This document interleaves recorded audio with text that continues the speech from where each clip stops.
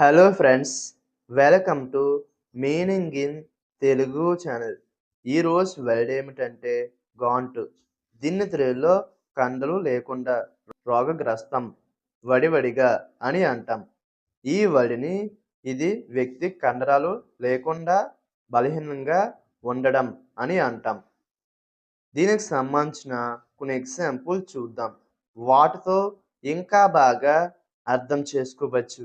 For example, ఫస్ట్‌ది, the old man looked can't and tired. అంటే తెలుగులో ఆ వృద్ధుడు క్షీణంగా మరియు అలసిపోయినట్లు కనిపించాడు.